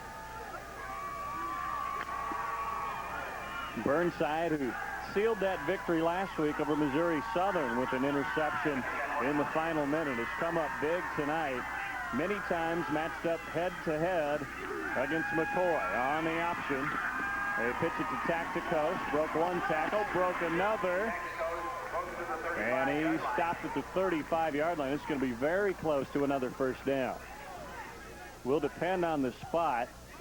And they'll spot it just shy, so it will be... Not good tackling right here. You see one missed tackle, two missed tackles, and those are the guys that are responsible for the pitch man, who is tactical. Those guys have got to come up, Dan Gray, that weak side linebacker, and make that play. If he makes that play where he initially hits tacticals, it's for a 2-yard gain, and they're punting the football. But now it's third and real short, and the chances are much higher of getting the first down here. Fessa gets the call, tries to score it outside, and I don't know if he got it. Maybe on second effort, this is going to be very close. And that's one instance right here of a guy that is trying to make something happen. On third and short, you just got to get the first down. Just hit it up in there and get a yard. Instead, he tries to bounce it outside and find the crease, and he barely gets it, but you don't even want to make it that close. You see him bouncing outside, and he just barely gets it right there. He slithers through.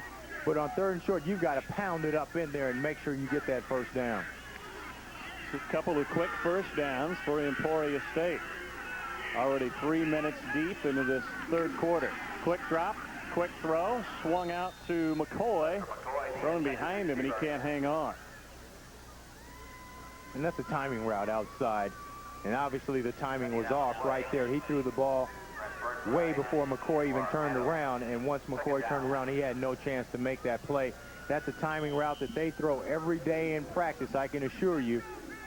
And Jacobs just rushed it just a hair on that play. Really, JC, the only time they've been able to get McCoy open downfield was that play in the second quarter where they really just threw it up for grabs, and he went up and made a good play. Other than that, they've had very tight coverage on him throughout this ball game. Timeout called by Emporia State. We'll take one.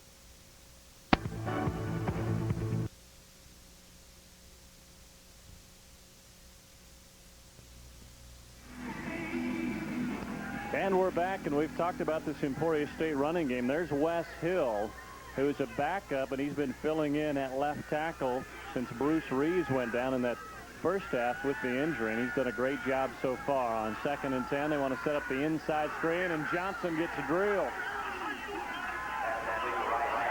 That's a great job by Chad Smith coming up on that screen, and that's a tough play to defend.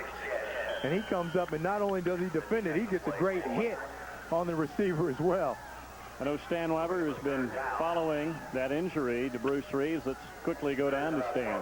Bruce Reeves is in street clothes. He has his jersey on still, but he's done for the night. You've talked about Wes Hill. This freshman's done an outstanding job. He didn't start out as a starting lineman this year, but he worked his way into the starting lineup as the left guard. Tonight he's had to move over and take the reps at left tackle. They haven't slowed down at all. They've done a great job on the offensive line. Going sideline for Clements, and underthrown as Jacobs got hit in the backfield by Josh Euler as he let it fly. And for a freshman, not only to play on that offensive line, but having to move from guard out to left tackle. Wow. That's a tough move, because that left tackle position is probably the hardest position to play on that line. And to be able to be that versatile, to go from inside playing guard and move the tackle, says a lot for this kid who is a freshman. And most of the evening matched up against Dusty Aller, who leads the Griffin defense with 11 tackles for loss on the year. So great job by Wes Hill filling in tonight. Burnside from his 25. And a return of 5 yards as he's brought down right at his 30. Done a good job of keeping him in check tonight. He leads the MIAA with a 22-yard average on punt returns. Season tickets are on sale now for another exciting season of Hornet basketball.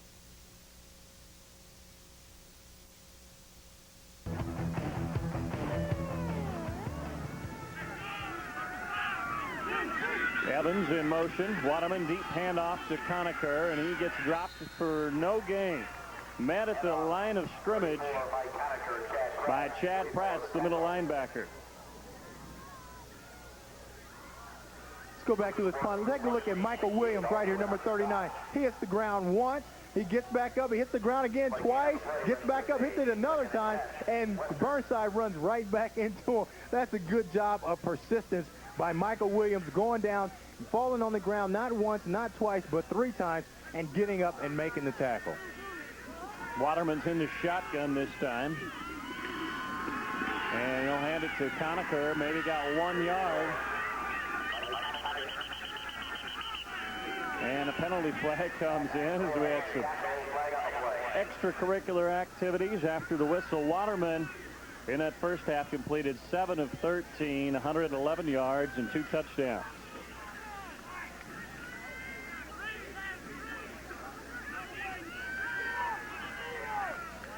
Only 2 penalties in that first half, both of those called on the Griffins, as Jerry Kill wonders what's going on. And you can see 68 right here at the end. He's got a hold of a face mask. We have offsetting dead ball fouls, personal foul on the offense, personal foul on the defense. The down counts, it's now 3rd. That's the easy way out, Ben. Yeah. Isn't it? You see something going on. Instead of making a call on somebody, you just say, hey, we'll call it on both of them, call it even, and line up and play. If they were going to do that, they should have thrown the flag. Yeah, I said there was only 2 penalties in that first half. Well, actually only 2 that were in effect because we had the one play where there were 3 penalties. Right. They all offset. So on 3rd down, Waterman needs the 41-yard line. Has time, rifles it over the middle, incomplete. Intended for Mike Sartain, and he can't hang on. So, well, we got a penalty flag down in the backfield. And Jerry Kill is upset. Was there a late hit back there? Roughing the passer on the defense, 15-yard penalty, 1st down. So that's 2 personal fouls in a row. And you can see right here, that is way late. And after the ball is gone, and you can see Dante Coleman, you see him take 3 steps after the ball is gone and really get the hit on Waterman. And, you know, coming into the ball game, they wanted to get a lot of pressure on him, but that's not the way they wanted to do it right there. Wow, a big mistake there by Dante Coleman gives Missouri Western a 1st down. And now let's see what happens with this drive, as the defense had held him 3 and out, but Coleman now gives him the ball out at the 45. You see Coleman over there. He's asking his teammates, hey, was that late? Was that? Whenever you do something wrong, you want somebody to agree with you that it wasn't wrong. But he knows inside his own heart that that was too late, and he's getting an earful right there from Coach Kill.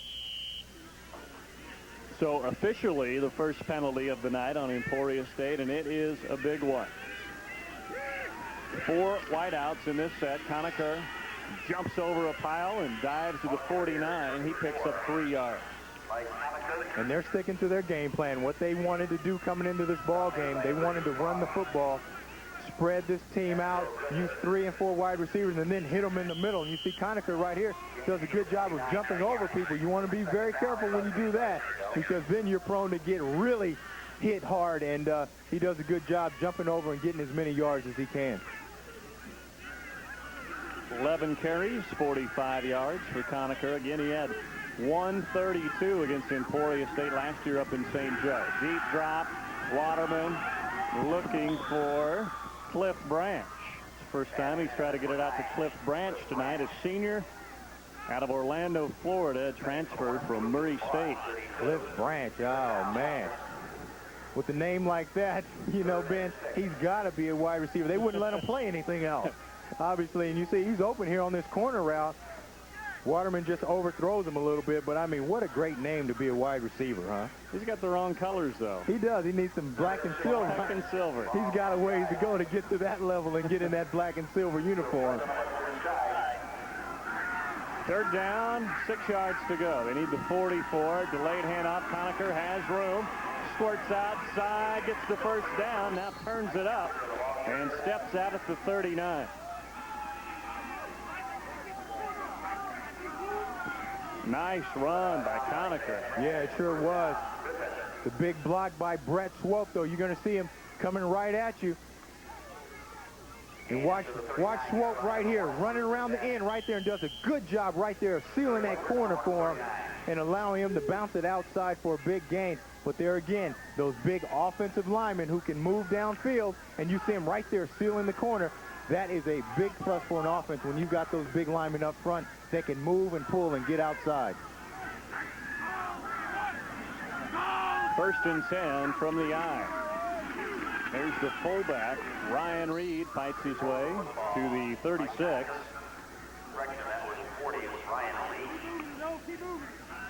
And they're coming out, and as we said, they want to establish the run as well, and they've got a good drive going here. They're trying to determine and establish the line of scrimmage themselves, and this offensive line is doing a good job.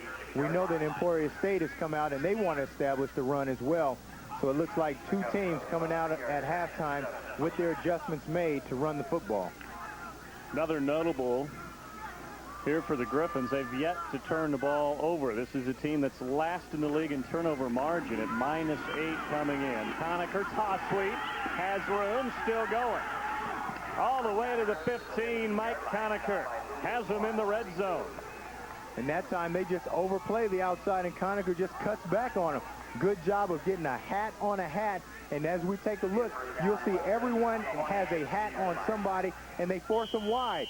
You see right here, we don't see the look right here. We see the cutoff on the backside that allows them to cut back. But take a look right here. Look at the pursuit outside, and he just cuts it back right there, and there is nobody there. Conacher does a good job of seeing it and getting back to it. But just credit that offensive line again. Conacher rips off 21 yards. And back at it here. Sidesteps one defender and works his way to the 10. He's a slippery guy. Yeah. You know, he has great vision and great feet to be able to get back to a hole. And I tell you, once he sees it, he gets there. And watch right here. This play is designed to go inside. Look right there. He bounces, slides, steps, and plants and goes. I mean, this guy does a great job of seeing a hole and has the agility to get to it as well. He's a good-looking running back. The Griffins, they had a talented running back a couple of years ago, Chuck Spencer, who was the MIAA Freshman of the Year. But Conacher essentially beat him out last year when he came in after transferring into the program. And Spencer's now playing for the University of Cincinnati. Waterman fires it out to his fullback, Reed, who steps out at the 3. They're doing a good job on this drive of mixing up their plays, running the ball inside, running it outside. You take a look at the offensive line. They've been run blocking all day. Now they set in pass block, and there's nobody that gets through there at all. And Waterman, with a good play-action pass, just hits the fullback out in the flat, Ryan Reed, and that's all set up because they've been running the ball and hammering it inside with Conacher. Penalty flag is down as they discuss the situation here. Reed got it all the way down to the 3-yard line.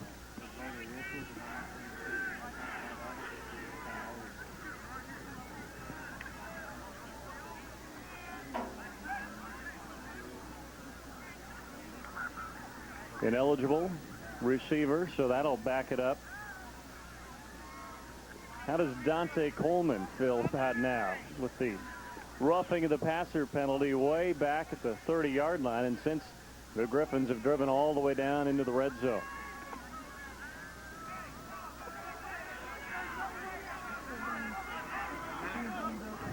Ineligible downfield on the offense. 5-yard penalty.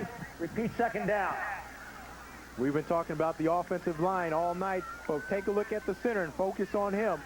He's a guy that's been playing very well. But watch what he does right here. He is way downfield, and actually, that's a penalty. But what happened was he had such a great block, the defender trying to get off of it, drug him downfield a couple yards, still got penalized. Waterman rolls. Now throws for the end zone and broken up. Great diving play by Lucas Boss, the free safety.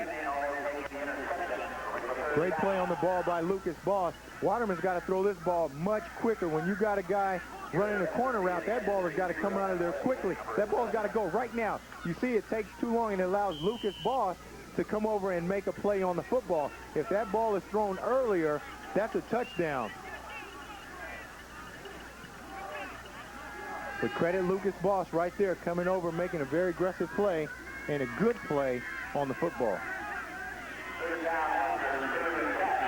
On third down, Brandon Burnside, the lone wideout here. And they've got him touchdown. What a great route. Wait till you see this by Brandon Burnside. Great corner route by Burnside. And I tell you what, it doesn't get much better than that. He had Jerry Bishop turned all around. He had no idea where he was. Second touchdown of the night for Brandon Burnside, his 7th touchdown catch on the season. And what a drive that was kept alive by that roughing the passer penalty. And Kevin Toms will add the extra point. So the lead grows to 20-17. Midway through the third quarter, Brandon Burnside hooking up with Waterman.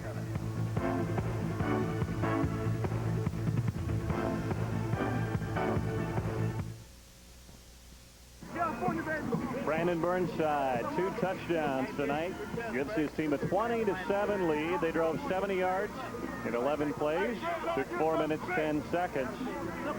And how about the penalty, JC? That is large. That is huge, and that's why Coach Kill was so upset over there, because he knows how important those drive-stopping plays are, and then to get a penalty to keep it going, and they result in a touchdown for Missouri Western.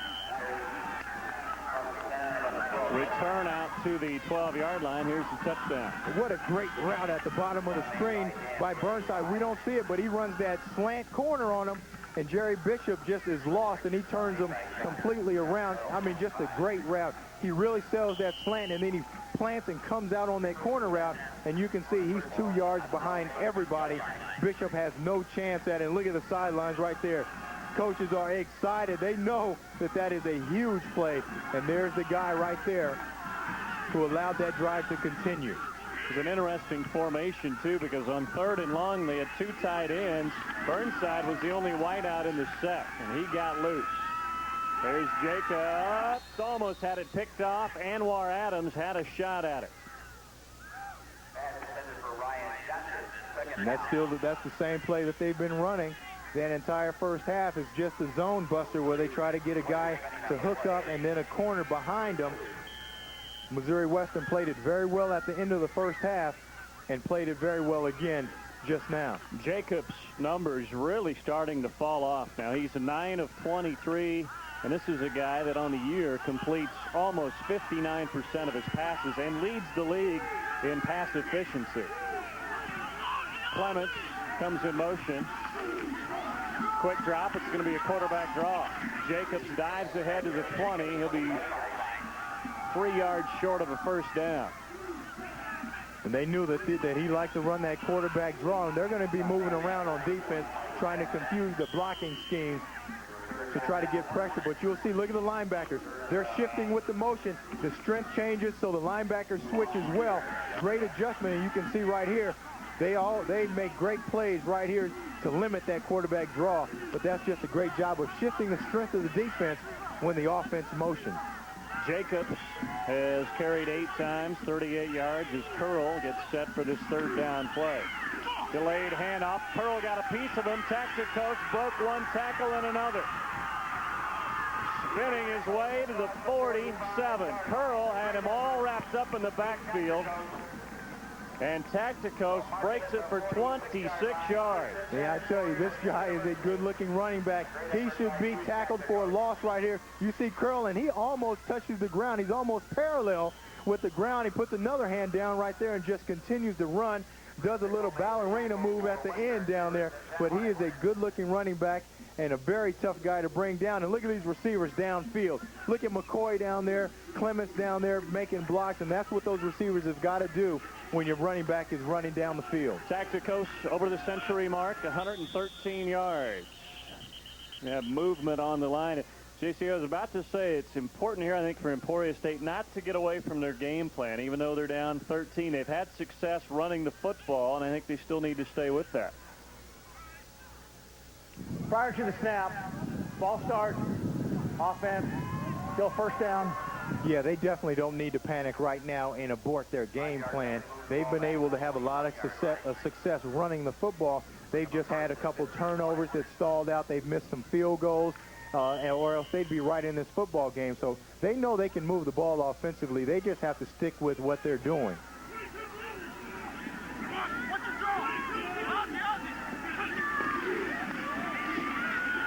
Big hole.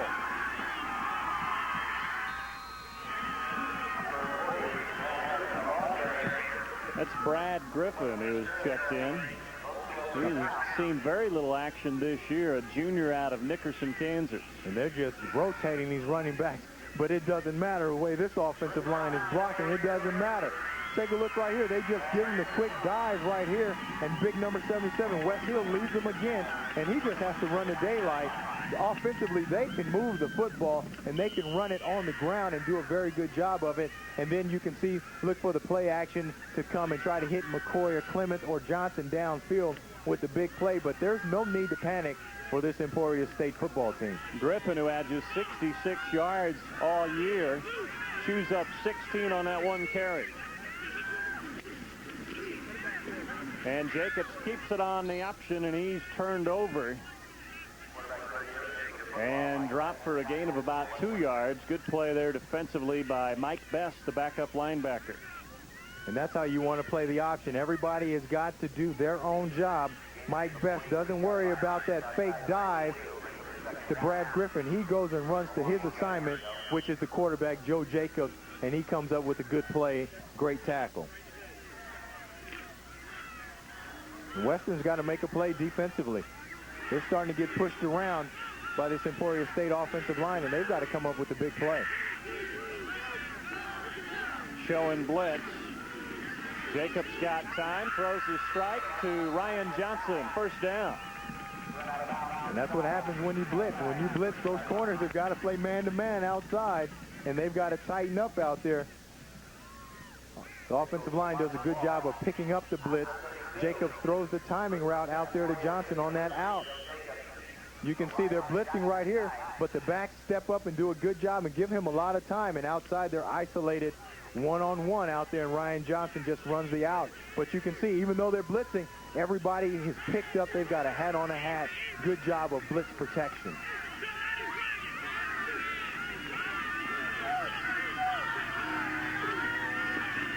Jacobs swings it out to Johnson again, this time on the right side.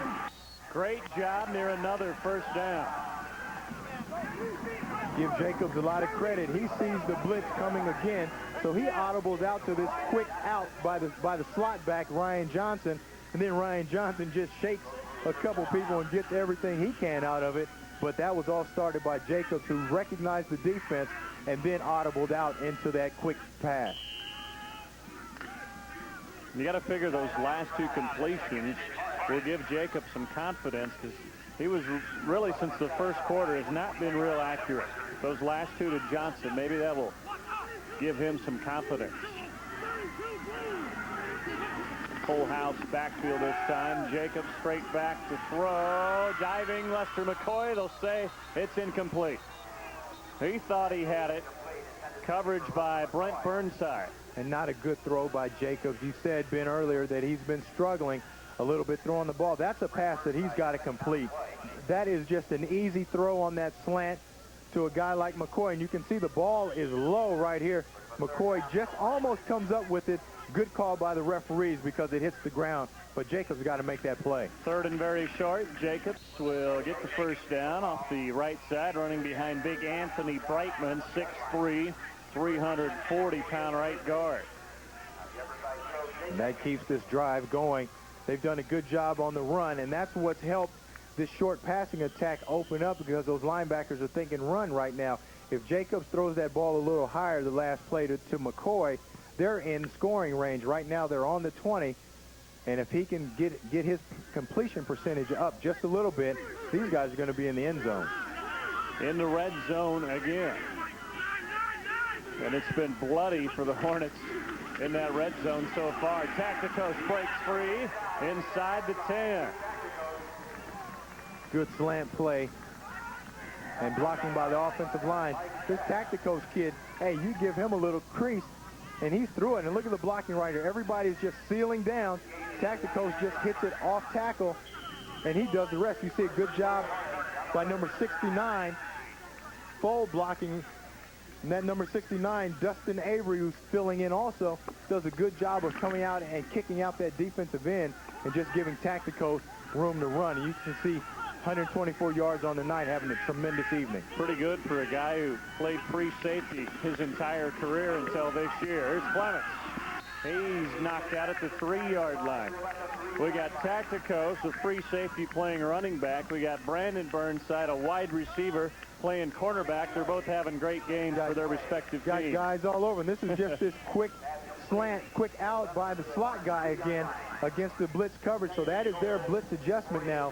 Whenever they see the blitz, they're running the slant outside and then running the slot guy on the quick out, and he's got his choice, and he's throwing it to that out because there's nobody out there.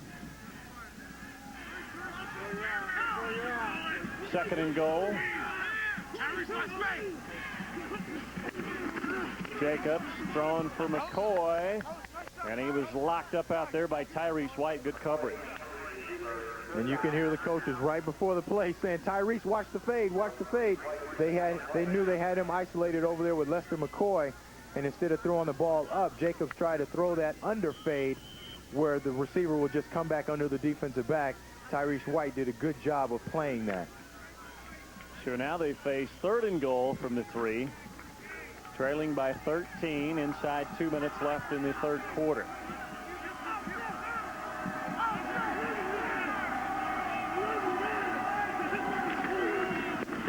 Jacobs the option, dives for the end zone, and he came up short. Going to mark him down at about the 1-foot line. And now JC, 4th down, probably got to go for it. Oh, yeah, you definitely have to go for it. They've done a good job of running the football this entire game. And you can take a look at right here the option. He doesn't give it to the fullback. Does a good job right there of ducking back under Dusty Aller and get as much as he could. Emporia State, Jerry Kill wants a timeout to decide this. 1:12 left in the 3rd. And welcome back. 20-7, Missouri Western trying to hang on to this 13-point lead. Emporia State 4th and goal from the 1. JC, this drive started all the way back at Emporia State's 13-yard line. They've driven 86 yards, but none of that matters right now. No, none of that matters. They've done most of it on the ground also, which is probably what they're going to go back to. Their offensive line has done a good job. Look for Tacticos to get the ball and try to hit it straight ahead. They're going to run the option. Pitch it to Tacticos. Cuts it back. Great move. No, he stopped short. Wow. Why make that call when you've been killing them up front all day long? Your big hogs up front are firing off the ball good. Run that ball straight ahead. And like our partner Rich Baldinger always says, if you can't get a yard, you don't deserve to get in the end zone. And you can see right here, they run the option. They pitch it outside. Emporia does it. Missouri Western does a good job of defending it, making him, Tacticos, turn inside, and Dusty Aller's there to bring him down just short of the end zone. This is really close. Ooh, I'm not sure he didn't get in. That is real close. You can see they're probably saying that his knees were down prior to him falling, because if they don't call that, they've got to call it. And you can see right here his knees are down right there, and the ball's not over the end zone. The line is right there, and he's not over it yet when that knee hits. That is a huge play defensively for Mo Western. And this is the 2nd straight week that Missouri Western's come up with a huge goal line stand. Last week, in their win over Missouri Southern, they stopped the Lions on 4th and goal from the 1 with the game tied at 6. That set up the game-winning drive of 99 yards, and they do it again right here. Wow, that's 3 times they've been shut out in the red zone now. They've been able to move the ball. They just haven't been able to get points on the board. Waterman looking for Burnside and just overthrows it. And that's a good aggressive play and a good call by Mo Western. They want to stay aggressive. They're thinking that Emporia's thinking run, and you can see him right here just stretching out, trying to get that last little burst and get to the football. He is a good-looking receiver as well. He's very explosive, and when you've got a guy like that, you've got to give him a chance and throw that ball out there and give him a chance to run under it, because he's going to make some plays for you, and just barely missed coming up with a huge play right there.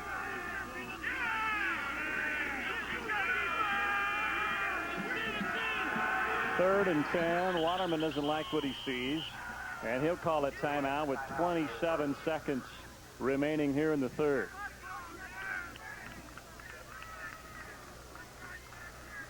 Talking about Burnside and his twin brother who is playing cornerback. I mean, I would love to see those guys go at it in the offseason, in the summers, working on routes and coverage. These are two very talented guys that can run. They're very athletic, and these guys are some good-looking football players. We want to send along our congratulations to Missouri Western senior defensive lineman Rick Meckel, who was named a Burger King NCAA Division II football scholar athlete earlier this season. A $10,000 scholarship in Rick's name was presented to the Missouri Western General Scholarship Fund. Missed opportunities for Emporia State in the first half: a blocked field goal, a missed field goal, an interception in the end zone, and now here in the third, turned away at 4th and goal from the 1-yard line. And then a Missouri Western's scoring drive in the third quarter. A penalty kept the drive alive. I mean, just those 5 plays right there, if those go Emporia State's way, they might lead this game by 3 touchdowns. You talk about shooting yourself in the foot. Yeah. I mean, there is no better example than that.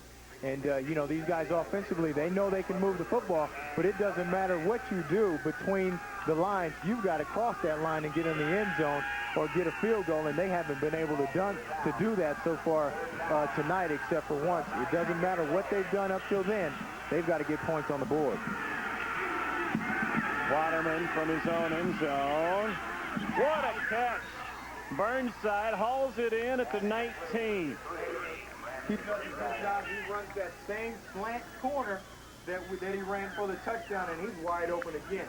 This is a guy that is almost uncoverable out here tonight. You've got to get him the football and throw it as often as possible because they can't cover this guy right now.